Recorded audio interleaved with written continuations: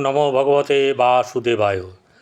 প্রত্যেকের জীবন সুন্দর হোক, আনন্দময় হোক, প্রত্যেকে ভালো থাকুন। জয় প্রভুর কাছে আমার এই প্রার্থনা। প্রত্যেকের ভয় আছে, সে যে ছোটো লোক বলুন আর বড় লোক বলুন, গরিব বলুন বা ধনী ব্যক্তি বলুন। ছোটো লোক এই জন্যে বললাম, যারা খুব জঘন্য কাজ করে তাদের মনেও ভয় আছে। আবার যে মানে অর্থের দিক থেকে ধনী বা জ্ঞানী, তারও ভয় আছে। এবার ভয়টা কাকে নিয়ে জানেন কি? সবাই আমরা শনিদেবকে ভয় খাই। কেন? আপনি একটা কথা বলুন তো, আপনি যদি ভালো ছাত্র হন বা ছাত্রী হন, স্কুলে গিয়ে আপনার কি কোনো ভয় করবে? যদি কোনো কোশ্চেন করে আপনার শিক্ষক বা শিক্ষিকা, আপনার ভয়ের ব্যাপার আছে কি? নেই। যারা পড়াশোনাটা ভালো করে করেন তাদের ভয় নেই। আমাদের ম্যাক্সিমাম মানুষদের ভয় শনি, ঢাইয়া, শনির সাড়ে সাতি, এ আবার কি? এর একদম যন্ত্রণা। আরে আপনি যদি ভালো কাজ করেছেন জীবনে, আপনার প্রারব্ধ যদি ভালো হয়ে থাকে, তাহলে তো ভয়ের কোনো ব্যাপার নেই। কারণ হচ্ছে ভয় আরও একটা ব্যাপার, এই যদি 2 দিন 10 দিন 1 মাস 2 মাস থাকতো তাহলে আলাদা ব্যাপার। শনি একটি রাশিতে 2.5 বছর থাকে। চন্দ্র যেখানে আপনার রাশি, তার আগের ঘরে যখনই শনি প্রবেশ করবে, অর্থাৎ পেছন ঘরটায়, যখন ধরা যাক এই যে মীন রাশির বর্তমান সময়ে দ্বাদশে বসে আছে, ব্যয় স্থানে বসে আছে, পেছনের ঘরে বসে আছে, ঠিক আছে? এই যে সাড়ে সাতি, এটা কখন হয়েছে? 2.5 বছর শেষ হতে চলছে। কিন্তু তার আগে যখন মকরে ছিল, তখনও কিন্তু সাড়ে সাতি লাগেনি। কিন্তু শনি তাকে নজরে রেখেছে তৃতীয় দৃষ্টির দ্বারা। 10 বছর একটা শনি একজন মানুষকে শিক্ষা দেয়। তিনি হচ্ছেন দণ্ডদাতা। তাহলে যখনই শনি চন্দ্রের আগের ঘরে প্রবেশ করবে, পেছনের দিকে ঘরে প্রবেশ করবে ব্যয়স্থানে, তারপরে যখন চন্দ্রের ওপরে আসবে, তাহলে 2.5 এবং 2.5 5 বছর। আর চন্দ্রের পরের ঘরে মানে আগের ঘরে যখন চলে যাবে, ঠিক আছে, সেটা হচ্ছে 2.5। এই 2.5 মিলিয়ে হচ্ছে 7.5 বছর। তখনই বলা হয় সাড়ে সাতি। আর ঢাইয়া বা ধাইয়া বা আড়াইয়া, যে যেরকমভাবে বলে, সেটা হচ্ছে যে ওই যে বললাম একটি রাশিতে 2.5 বছর থাকে। তাহলে বর্তমান সময়ে আপনার সিংহ রাশির ঢাইয়া শুরু হবে, আর হবে আপনার ধনু রাশির চতুর্থে যাবে, আর সিংহ রাশির অষ্টমে যাবে। বোঝা না গেল? এই যখনই শনি প্রবেশ করবে তখনই ঢাইয়া শুরু হবে, শনি চলে যাবে পরের ঘরে, ঢাইয়া শেষ। এবারে মারাত্মক বা আমাদের এই ব্যাপারটা হয় কেন, যে ভয় এত পাই কেন আমরা? কারণ আমরা কর্মফল তাই করি বলে তাই হয়।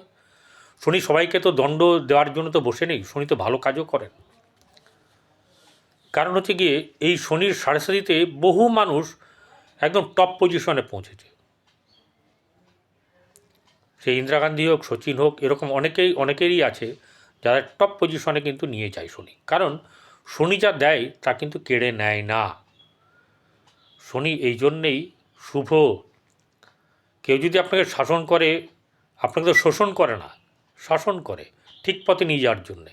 কারণ শনি হচ্ছে ন্যায় পরায়ণ, শনি হচ্ছে নিয়ম শৃঙ্খলার পক্ষপাতী, শনি হচ্ছে মাতৃভক্ত, শনি হচ্ছে কৃষ্ণ ভক্ত। অর্থাৎ মাকে যেমনি ভক্তি করেন, ঠাকুর দেবতাকেও তিনি ভক্তি করেন, শিবকে ভক্তি করেন। তাহলে সমস্ত কিছু যা কর্ম হবে, তিনি সমস্ত কর্মের ফলদাতা। আমরা যা করছি এবং সেই কর্মের ফল কখন পাবো আমরা, ভাগ্যবিধাতার সেই ফল লিখে দেন এবং শনি সেই ফল প্রদান করে থাকেন। এবং এই 7.5 বছর যে থাকেন, এই 7.5 বছরে মানুষকে কিন্তু শেষ করে দেয় না। যাদের খুব খারাপ তারা জানবেন যে তারা গত জন্মে বা তার আগের জন্মে প্রচুর মানুষের খারাপ করেছে, তার জন্য তার খারাপ হচ্ছে। সাড়ে সাতি মানুষকে উচ্চ আসনে নিয়ে যায়, সেটা আধ্যাত্মিক দিকেও নিয়ে যেতে পারে, পদে মানে উচ্চ পদেও নিয়ে যেতে পারে, সম্মানের জায়গাতে উচ্চ জায়গাতে নিয়ে যেতে পারে, অনন্ত সুখ দিতে পারে হচ্ছে শনি। শনি যদি যার জন্মকুণ্ডলিতে ভালো আছে, তার সাড়ে সাথী লাগলেও যা, না লাগলেও তাই। কিছু তফাৎ হবে, প্রস্তাব একটা জায়গা থেকে আরেক জায়গায় গেলে তার তো তফাৎ হবেই, সেই তফাৎটুকু হয়, কিন্তু তার কোনো গায়ে লাগবে না। কী করে? হতাশা বাড়িয়ে দেয়, কোনো কাজ চট করে হতে চায় না, কোনো কাজ হবে হবে বলেও হয় না, কেউ আশা দেয়, সে আশাভঙ্গ হয়, ঋণে অনেক সময় জড়িয়ে পড়ে, গৃহে অশান্তি ক্লেশ হয়, ঘুম ভালো আসে না, পরিবারের সঙ্গে সম্পর্কের অবনতি হয়, বন্ধুদের সঙ্গে সম্পর্ক ভালো থাকে না, শুধু তার মনে হবে যে আমি চুপচাপ থাকি, এক জায়গায় থাকি, আমাকে যেন কেউ ডিস্টার্ব না করে, আমি একান্তে থাকব, ভালো গান ডিপ সঙ্গীত শুনব, এই হচ্ছে গিয়ে তার মনের ব্যাপার। এই জায়গাগুলোতে তার বিচরণ, কারো কথা শুনবও না, কাউকে কিছু বলবও না, এরম ব্যাপার। এই সময় মানুষ একটু অনেক কী হয়, রুক্ষ হয়ে যায়, চোখ কঠোরগত হয়ে যায়, মানুষ সবাই দেখলেই কিন্তু বুঝতে পারে তার কোনো না কোনো খারাপ কিছু চলছে। মানুষ সাধারণভাবে ভাববে কি, গরিব বা অর্থ আসছে না, ঘরে গৃহে অশান্তি, কিন্তু কী জন্যে হচ্ছে সেটা একমাত্র জ্যোতিষীরা বা ওই ধরনের চোখ যাদের আছে তারাই দেখতে পাবে। তাহলে আপনাকে উচিত হচ্ছে গিয়ে, যে কারণে এসছেন এই পৃথিবীতে, শুধু কি আমরা অর্থ রোজগার করবো আর ভোগবিলাস করবো তা নয়। সব দিয়েছে, তুমি থাকুক, সব ভোগও করো, ঘোরাঘুরিও করো, ভালো জামা প্যান্ট, দামি জামা প্যান্ট পরো, মনটাকে ঠিক রাখো, মনটাকে ঈশ্বরের চরণে দাও, ঠিক আছে? তো এই ব্যাপারটাকে কিন্তু খেয়াল রাখতে হবে।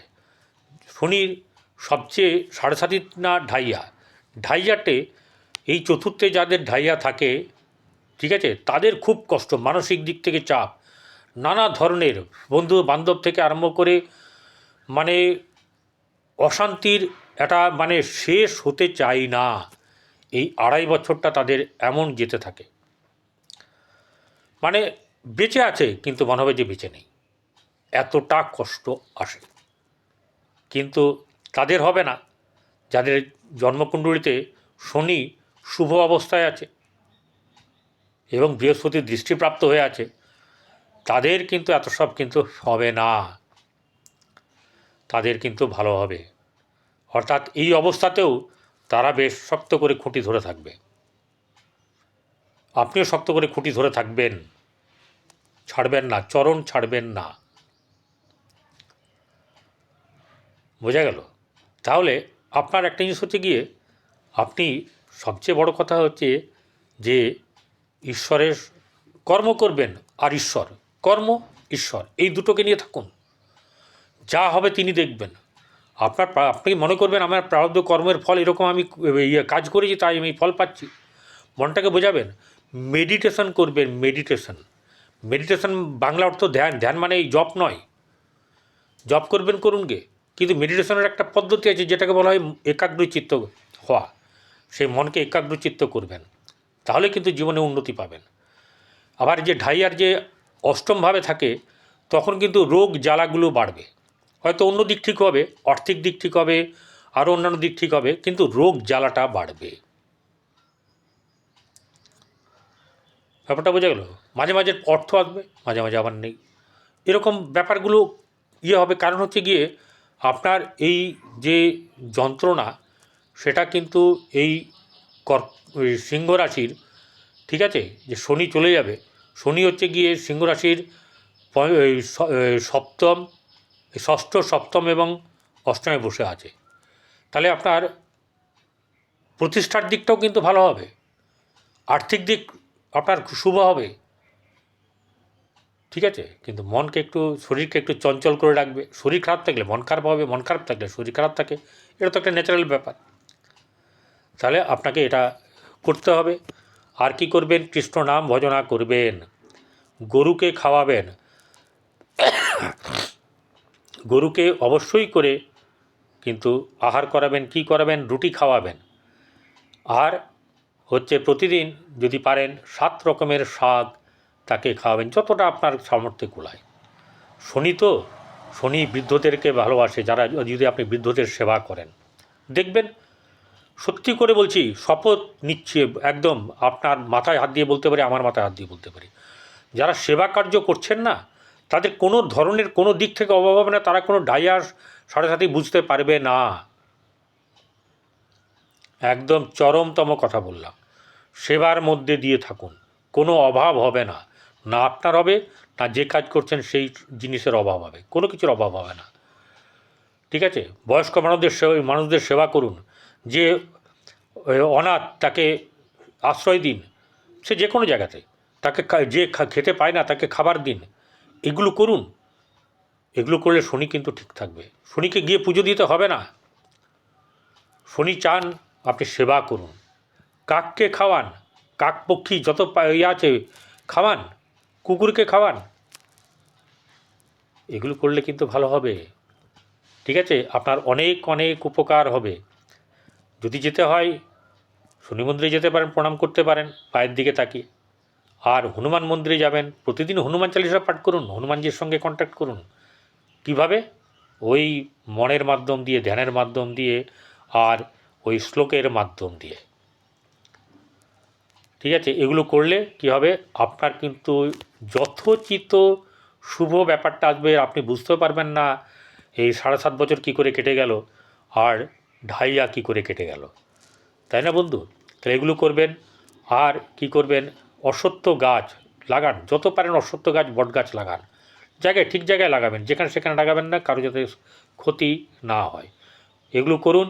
ভালো থাকুন, ভালো থাকবেন। আমার নমস্কার।